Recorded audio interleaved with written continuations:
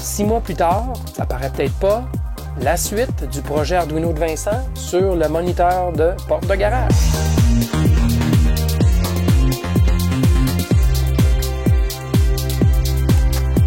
Bidouilleur, salut. Salut Vincent. Salut.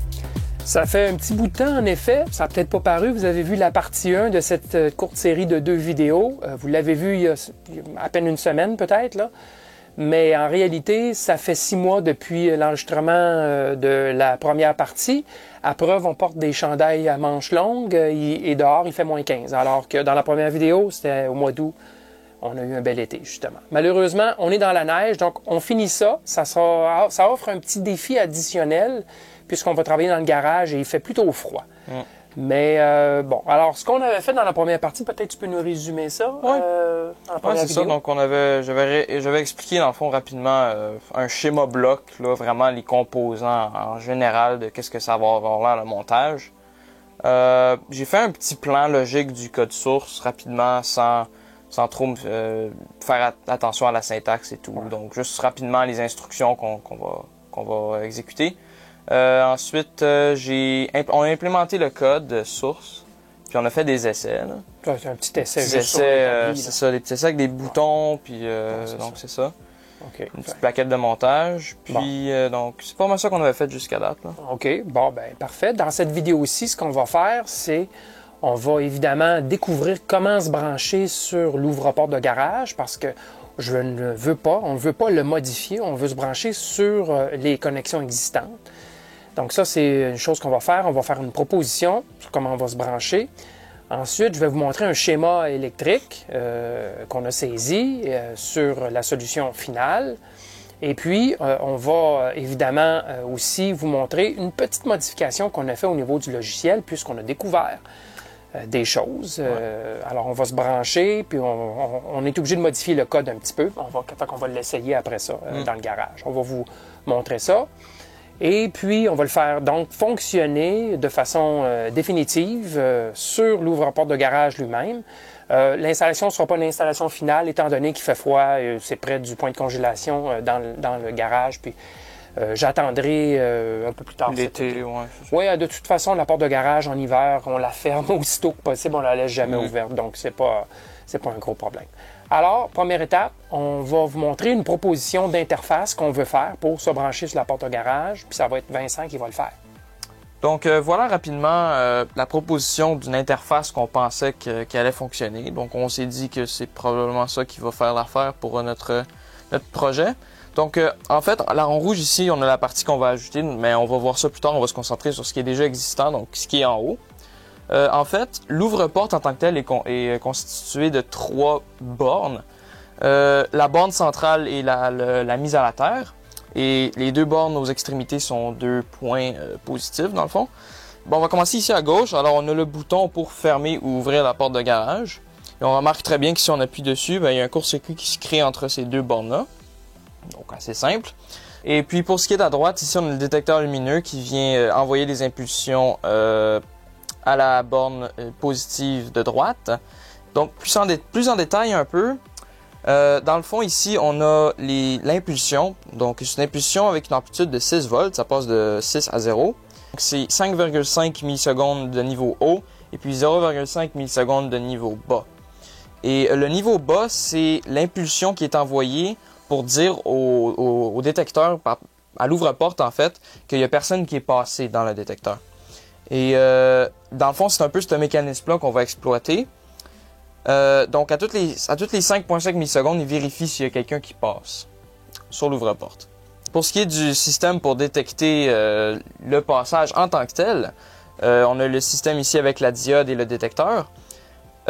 Pour ces 2 composants-là, il y a 2 seuls fils qui viennent à la fois alimenter la diode et aussi faire passer l'information au détecteur jusqu'à l'ouvre-porte.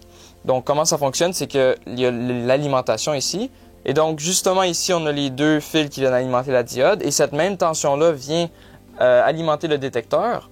Mais cette tension-là, justement, sur ces fils, il y a ça ici qui passe. Donc en fait, c'est génial comme principe. Ça permet d'utiliser 2 fils au lieu de 4 en fait. Et donc c'est très bien pensé. Et puis encore une fois, on va utiliser ce système-là à notre avantage Et donc, c'est ça, dans le fond, si quelqu'un passe, si quelqu'un vient interrompre le faisceau lumineux, c'est là où est-ce qu'il n'y aura plus les impulsions vers le bas. Le détecteur va donc savoir qu'il y a quelqu'un qui est passé dans le système de détection. Donc ça, c'est le système existant. Nous, ce qu'on veut faire, c'est venir... On veut pas venir modifier ce qui existe déjà. Bon, on veut pas rien risquer de briser ou modifier. On veut simplement venir s'implémenter aux bornes existantes avec une couple de petits trucs. On va commencer par ça ici. Ça va sortir de l'Arduino, donc ça va être une sortie ici. Et puis, ça va simplement envoyer une commande à l'ouvre-porte de fermer la porte ou de l'ouvrir. Ben, dans notre cas, on veut la fermer, là. Et donc, ça va venir grâce à un transistor NPN. Ça va simplement venir court-circuiter les deux fils ici grâce à l'information qui est ici. Donc, dans le fond, on vient polariser la base, ça vient court-circuiter le transistor. Et ça crée en fait, vous l'aurez sûrement compris, une simulation de la pression du bouton. Donc ça, c'est assez simple. Pour ce qui est de l'autre côté, on a ici notre transistor NPN, mais qui est installé d'une façon un peu différente. Alors, c'est la base qui est connectée ici à la borne positive de droite et l'émetteur qui est connecté à la borne de la masse. Et dans le fond, quand le transistor est branché de cette manière, les impulsions, le signal ici va être inversé. Et dans le fond, il va avoir des petites impulsions à toutes les 5,5 millisecondes encore une fois, sauf que bon, ça va devenir 0, et puis à toutes les 5,5 millisecondes, on va avoir une impulsion vers le haut. Donc c'est ça, ici on a la masse, et ça ici, ça va être notre Arduino qui va recevoir l'information. Et c'est avec ça ici, grâce à notre petit logiciel, qu'on va pouvoir déterminer s'il y a quelqu'un qui passe dans le détecteur, donc ça va permettre de réinitialiser le compteur. Finalement, on a le petit circuit ici qu'on est venu implémenter complètement à part du reste, qui permet de détecter si la porte est ouverte, parce qu'on veut seulement que notre programme fonctionne lorsque la porte est justement ouverte. Et encore une fois, c'est assez simple. On a ici l'alimentation ici à une diode. Et donc, on a aussi un détecteur, encore une fois, du même type que celui-ci. Et donc, lorsque la porte va être ouverte, ça va venir couper ici la transmission de la diode vers le détecteur. Et donc, on sait que lorsque il n'y a plus rien ici qui s'en va vers l'Arduino, on sait que la porte est ouverte. Et donc, on va pouvoir commencer à exécuter le programme. Alors, voici le schéma électrique de notre solution. On va aller l'essayer et ça devrait marcher d'après moi. Alors, on a notre Arduino Uno ici, c'est le symbole. Évidemment, la grande majorité des connexions ne sont pas utilisées, mais on en a 3 quand même. On a l'utilisation de 2 transistors NPN, le classique, le 2N3904. Ça aurait pu être n'importe quel transistor de petit signal NPN, et ça aurait fait bien sûr l'affaire, en autant que c'est un transistor au silicium. On a des résistances ici pour limiter le courant, puisque le détecteur de passage fournit jusqu'à 6 volts. Donc, il fallait limiter le courant, ce que j'ai fait ici sur la base, mais ça sera suffisant comme courant pour polariser la jonction base-émetteur et produire, comme mentionné par Vincent, une onde avec des impulsions qui vont aller positives lorsqu'il n'y a personne. Et la troisième branche, eh bien, c'est notre détecteur photodétecteur qui va détecter lorsque la porte de garage est ouverte. Et j'ai utilisé un ITR 9606, qui est une pièce que j'ai trouvée sur eBay. C'est une pièce très commune. Si jamais, pour une raison ou pour une autre, l'ouverture du bouton ne fonctionne pas avec le transistor, parce qu'ici, il y a plusieurs signaux, il y a même une DEL sur le panneau qui clignote, il y a 2-3 boutons. Je suis pas mal certain que de court-circuiter fait fermer la porte. Mais si jamais ça ne fonctionnait pas, on pourra y aller à ce moment-là avec un relais tout simplement pour remplacer le transistor. Et là, je suis certain que ça va fonctionner, puisque c'est vraiment un commutateur normalement qui actionne l'ouverture. Donc avec un relais sec, comme ça, à contact sec, ça va fonctionner si ça ne fonctionne pas avec le transistor. Mais j'ai confiance, on va aller essayer ça au garage. Bon, alors voilà, j'ai fait le montage, mais de façon temporaire. J'ai suivi vraiment le schéma. Il va falloir aller l'essayer sur la porte de garage. J'ai quand même fabriqué le détecteur d'ouverture de porte de garage là, à partir d'un optodétecteur. Et c'est un interrupteur vraiment. Alors, si la plaque de métal vient s'insérer, vous pouvez regarder ici la DEL.